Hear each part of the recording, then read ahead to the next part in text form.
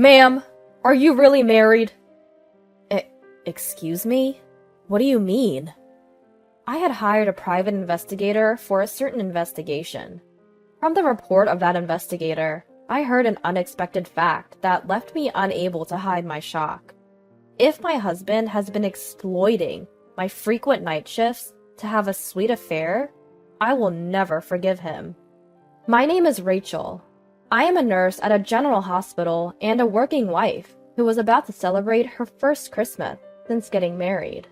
My husband Daniel, whom I married half a year ago, is a very gentle man who is 5 years older than me. We met at a social gathering, and we hit it off because we had the same last name. We got married as we entered our 4th year of dating. Daniel's parents had already passed away, and he said he had no relatives, so we ended with a photo wedding instead of having a wedding ceremony. Daniel is an area manager of a retail store. He basically works at a branch, but he also goes on business trips to the head office and visits various stores. I don't have any children yet, and I thought I should earn money when I can, so I mainly take night shifts. Thanks to that, I can relax on my days off after night shift, and I think I have more days off than other jobs because a night shift counts as 2 days of work. Daniel's job did not have fixed days off, so he often adjusted to match my days off.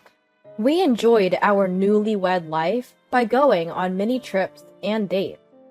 One day when I came home from a night shift, Daniel, who should have already gone to work, was at home. "I'm home." "Huh? Daniel? You're not off today, are you?" When I asked with curiosity, Daniel opened his mouth with great difficulty and said, well, you see, I have a sudden business trip from tomorrow, and it might be a bit long, so they suddenly gave me the day off today." "I see. How long will you be gone?" "About a week, I think. It might be longer, but I won't know until I get there." "All right, work hard." I was saddened by the sudden and lengthy business trip. I had a rare consecutive holiday the day after tomorrow, and I was looking forward to spending a slow evening with Daniel. But if it's for work, I had no choice but to switch gears, and I decided to drive Daniel to the airport. It takes about 2 hours by car to the airport, and it takes about 2 hours by plane to the head office in New York. After seeing off Daniel at the airport, I strolled around the airport, which I rarely visit, had lunch at a famous nearby cafe, and returned home. Exhausted, I sprawled out on the sofa, where I spotted an unfamiliar envelope tucked under the TV stand. It must have been something that Daniel, who was supposed to be on a business trip to the head office, had left behind. Feeling a little guilty, I checked inside.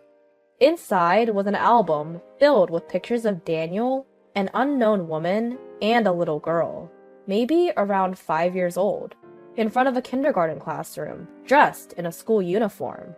What on earth is this? My mind went blank. Could it be an affair? And with a single mother? Unforgivable. Infidelity. The word floated into my mind, and before I knew it, I found myself calling Daniel's office. I mentioned that I knew Daniel, made up a reason, and asked if he was on his trip. To my shock, they told me that Daniel was on bereavement leave. What's more, I was informed that there were hardly any business trips from their branch to the head office. What was going on? Daniel had told me he was away on business, but he was on bereavement leave? I hadn't heard anything about it. He was lying to get time off work, just to meet with the woman and child in these photos. That was the only conclusion I could come to. I started looking for a detective agency. I decided on one, planning to visit the next day. But all the while, I couldn't shake the realization that in the 4 years we'd been dating, Daniel had been lying to me about these non-existent business trips. A profound emptiness washed over me. Perhaps I was exhausted, because at some point, I fell asleep. When I woke up, it was already 6 a.m. the next day. I had an appointment at the detective agency at 10 a.m., so I got ready, carefully placing the envelope I'd found yesterday in a larger bag so it wouldn't fold. At the agreed upon time, I walked through the gates of a detective agency for the first time in my life. The words I had prepared to say flew out of my head the moment I opened the door to the office. The detective waiting for me was a young man who looked to be in his mid-20s and was dressed like a college student.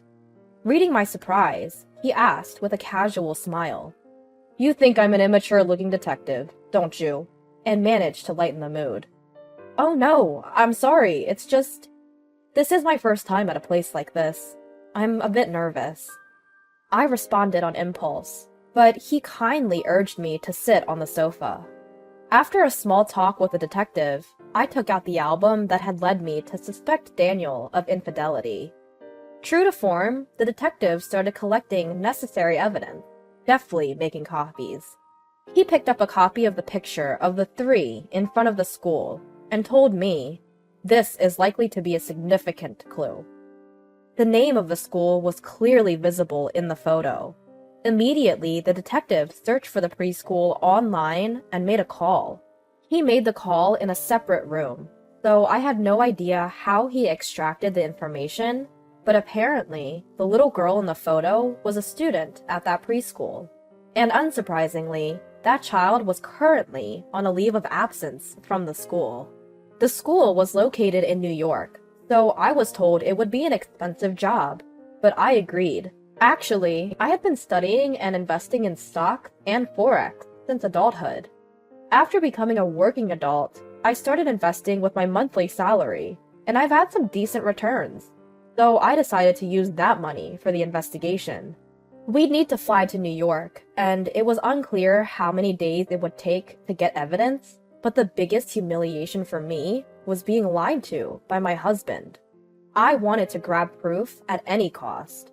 That determination drove me. The detective seemed to assume that once Daniel returned here, the little girl would also return to preschool. The next day, I went to work as usual. Of course, I put back the envelope and its contents exactly where they were.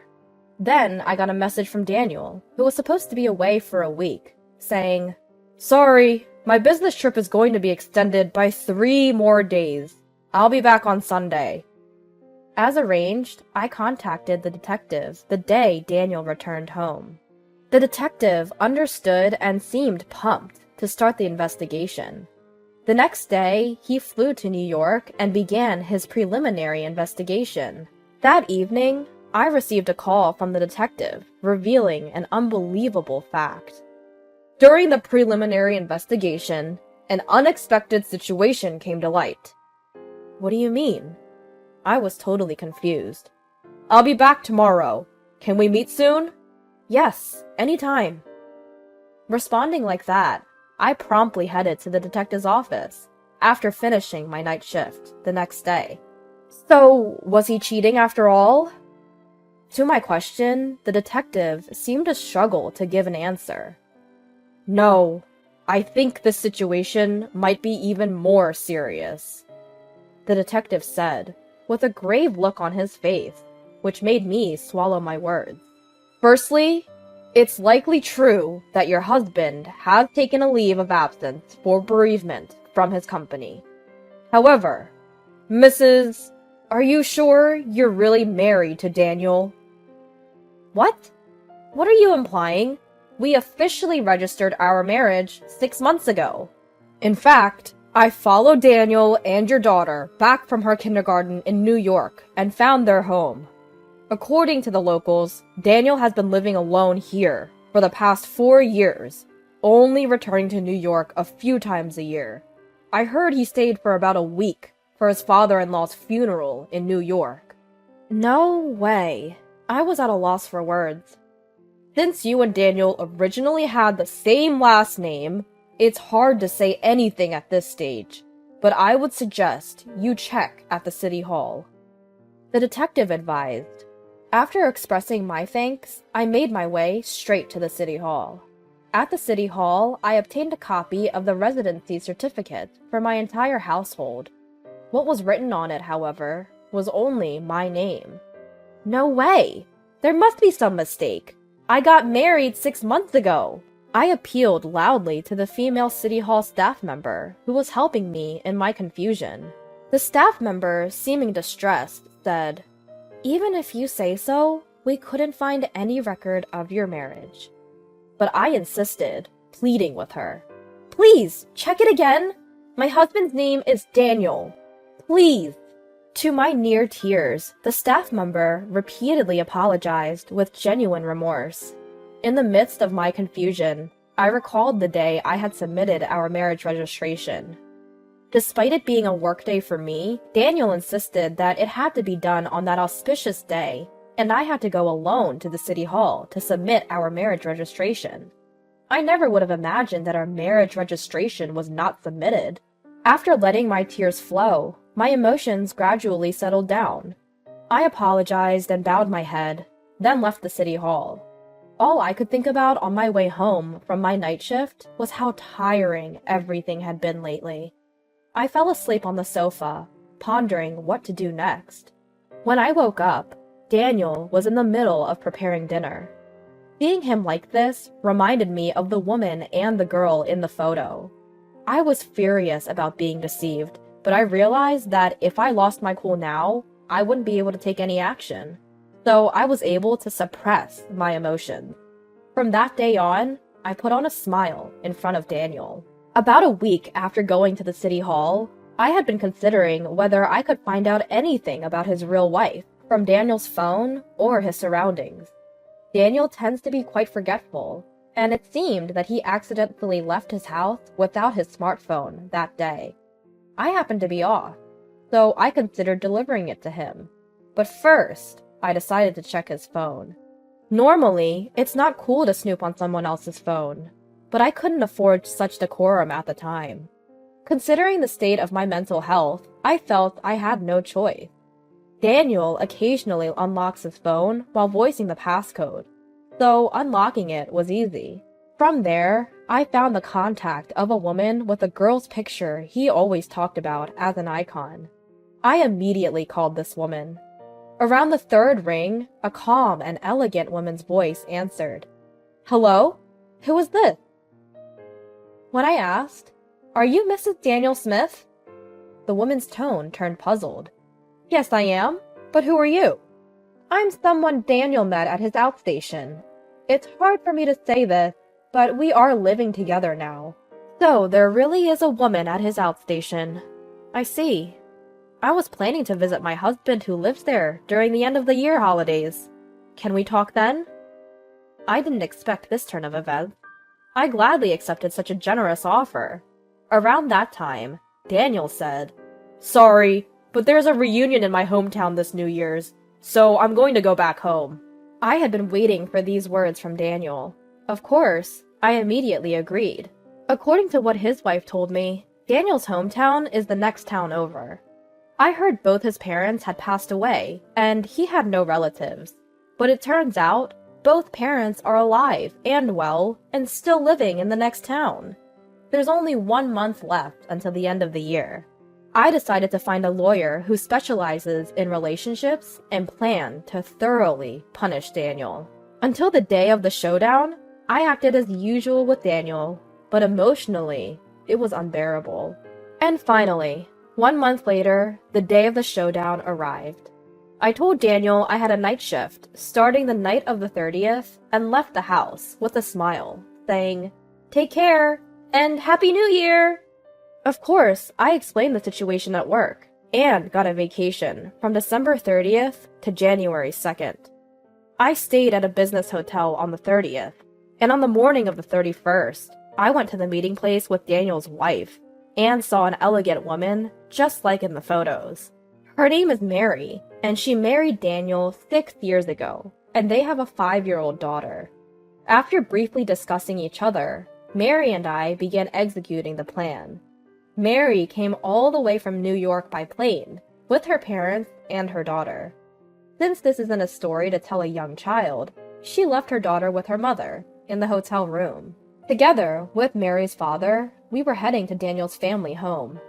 It seemed that Mary had spoken to Daniel's parents beforehand, so I was surprised when they bowed deeply to me as soon as they saw me. Then, on the evening of the 31st, as planned, Daniel opened the door to his parents' living room. "I'm home!" "Welcome back!" The woman who welcomed Daniel with a smile was not Daniel's parents, nor Mary, but me. Seeing me, Daniel went pale. "Why are you here?" I faced the surprised Daniel and replied with a calm smile. "What's this? Weren't you married to me?" "No, this is—" Daniel couldn't move, pale as a ghost. There stood Mary, Mary's father, and Daniel's parents, all present. They all glared at Daniel with stern faces. Mary spoke up quietly. "What's the meaning of this, Daniel? We just had a baby and needed help from our parents. So I asked you to work away from home. But behind our backs, you've been having an affair and leading a double life." Mary spoke so matter-of-factly that for a moment, I felt a chill run down my spine. "I'm just glad we're on the same side now." I began to berate him as well. "Daniel, every time you said you were going on a business trip, it seems you were meeting with your family. You were married. Why did you approach me? Did you think you could deceive me? This is marriage fraud. You're scum. And when I asked your company about your business trips, they said you hardly ever go on them. What are you thinking with such a beautiful wife and adorable daughter at home? I was such a fool to believe your lies." Confronted by both of us, Daniel sighed, then burst into laughter. "I wonder how I was found out. Living a double life was fun, especially with Rachel working well. It was easy to deceive you because we have the same last name, and you mostly work nights, so I could do whatever I wanted." Upon hearing those words, Daniel's mother, who had no recollection of raising such a son, gave him a punch in the face. I looked up at Daniel and said, "That's right. Besides me, you had 3 other lovers, didn't you?" As I thrust the incriminating photos at him. Startled, Daniel sputtered. "What is this? Are you stalking me? I'll sue you." These are all the pieces of evidence gathered by a private investigator I hired because I thought you were having an affair. We're going to make you pay damages, to both Mary and me. As I said this with a firm tone, Daniel suddenly collapsed to the floor, begging for mercy. "I'm sorry. Just spare me the damages. I'll continue my relationship with both of you. Just spare me the damages." He cried out. I was speechless with disbelief, but it seemed that he was broke from spending too much on his other lovers. I couldn't care less. I left Daniel's childhood home with the words, "I don't even want to speak to you anymore. Let's deal with the rest through our lawyers." After that, I went through my lawyer to file a claim for compensation on the grounds of bigamy. I was grateful to my lawyer when the money was successfully recovered. I felt guilty towards Mary and tried to give her some of the compensation, but she refused. In fact, she was grateful for all the evidence I provided, and we became friends. According to Mary, she collected compensation from Daniel's other girlfriend and broke up with him. Of course, she made sure to get her fair share of alimony and child support. Apparently, one of his mistresses was a colleague of his, and Daniel was demoted at work and sent to a subsidiary company. At the new company, he's apparently being bossed around by a younger employee and cries every day. However, he can't quit his job because he needs the money to pay off the compensation. On the other hand, I moved out of the house I had been living in and rented a place that's just right for living alone, and I'm leading a carefree life. I now visit New York a few times a year and continue to be friends with Mary and her daughter.